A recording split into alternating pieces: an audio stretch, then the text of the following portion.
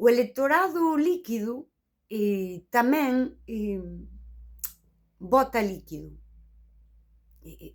Se o nacionalismo, o Partido Nacionalista, non invirte parte dos seus esforzos en crear conciencia galeguista, ese voto que gana, no que busca un rédito inmediato, é un voto líquido. Mañá chega un partido e eu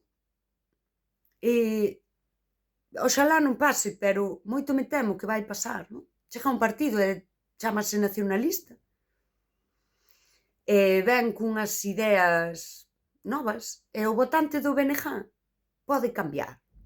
Di, vale, isto tamén é nacionalista e a min, pois, eu vou por aquí. E isto é moi perigoso. É perigoso, é que non hai conciencia galeguista, non a hai, e temos que creala, Antes de ter máis partidos nacionalistas, Galicia necesita conciencia, que hoxe, para o BNG, tal e como está configurado, crear conciencia galeguista pasa por poñer en risco unha parte do voto que recibe. Pero ese voto é líquido. Ese voto está en risco, BNG, sempre. Sempre. Hai que admitir que se fixo mal. Que é perigoso para o país. Temos que virar isto. E isto non o vai virar ningún partido. Aquí, o xiro real en Galicia, témolo que facer as persoas, como a min, que nos desvinculamos das estructuras. A lingua e a cultura no sentido amplo, neste momento en Galicia, non a vai salvar o BNG. A lingua non se vai salvar nas aulas, en tanto a opción que temos é un sindicato que está vinculado a un nacionalismo líquido, a un nacionalismo dependente de discursos externos. Hoxe, a nosa cultura, a nosa lingua, Galicia, precisa un marco simbólico, un discurso que ten que nacer unha vez máis no chan. De persoas dispostas a cuestionar a estrutura nacionalista e a desvincularse dela e a rachar con ela. E igual que te faz soberana frente ás outras persoas, ese potencial soberano que temos como pobo non pertence a ningún partido. É, como dixo Castelao, está nas entrañas graníticas do noso chan. Vive no instinto popular. E isto, díxonolo Castelao, é así. Vive no instinto popular. Vive en min.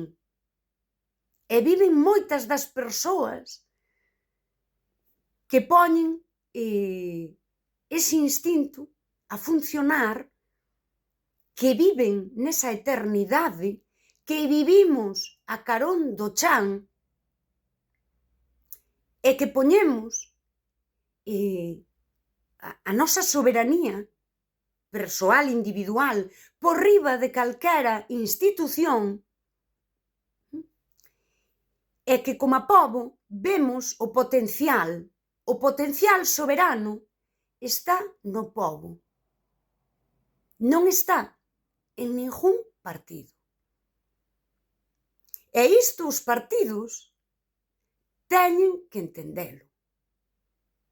Soberano pode ser o pobo. É máis, o pobo, cando quere, é soberano sen vós partidos. O PP é un subalterno do PP de España. E o BNG é un proxecto que pode avanzar, pode retroceder e pode ata fracasar. Mais o pobo galego sempre conservará o potencial soberano, con vós ou sin vós. E eu quero dicilo, quero nomealo, eu estou fora de todo iso, e eu sei que o meu pobo ten potencial soberano. Claro que o sei. E márcome, como dixen en Twitter, un María Pita, quen ame esta terra, que me siga. Porque esta terra, esta lingua, sobreviviu a moitísima opresión.